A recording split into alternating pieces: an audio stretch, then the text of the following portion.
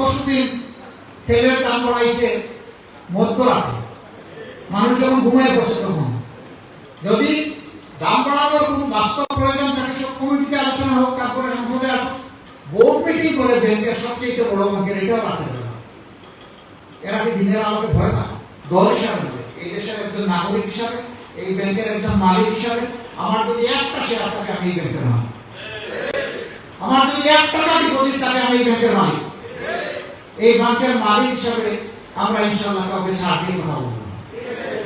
হ্যাঁ, বুলেট ছাড়বেন, গ্যাস ছাড়বেন, ছাড়েন, হয়তো আমাকে আপনারা রাষ্ট্রপতি দেখবেন, এই করে দেবেন, জাতির জন্য দাঁড়াবো ইনশাআল্লাহ। প্রয়োজনে বুক খুলে দিয়ে বলবো যে আর কাউকে মারবে না, আমারই শুধু মারবে, আর বাকি সবাইকে অধিকারটা দিয়ে দেয়।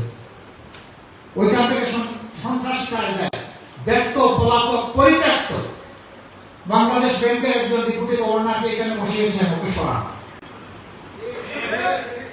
এমপিকে জোর করে ভয় দেখিয়ে বিভিন্ন এজেন্সির মাধ্যমে তার পদত্যাগপত্র নিয়ে রাতের অন্ধকারে মিটিং করে কবুল করেছেন। আসলে আমি বুঝতে পারতেছি না এটা রাতের সরকার। গত পরশুদিন তেলের দাম বাড়াইছে মধ্যরাতে, মানুষ যখন ঘুমিয়ে পড়ছে তখন।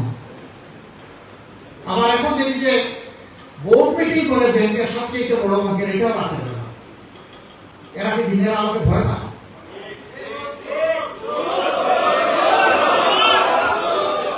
রাতের কামলা তো অন্য একটা সম্প্রদায়।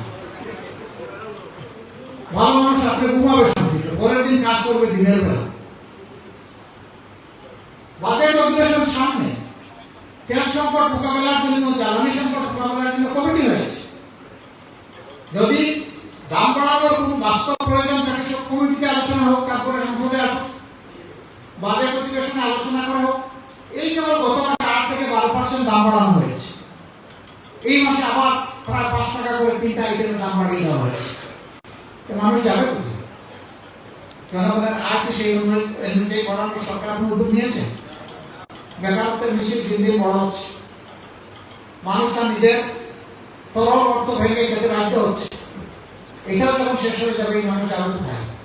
1.5 কোটি মানুষকে আপনারা বলেছেন কর্মসংস্থান করে দেবেন। আমরা সেই কর্মসংস্থানটা দেখতে চাই, তবে অবশ্যই এই কর্মসংস্থান বাস স্ট্যান্ড, টেম্পো স্ট্যান্ড, বালুমহাল, জলমহাল, এই ধরনের জায়গায় আমরা দেখতে চাই।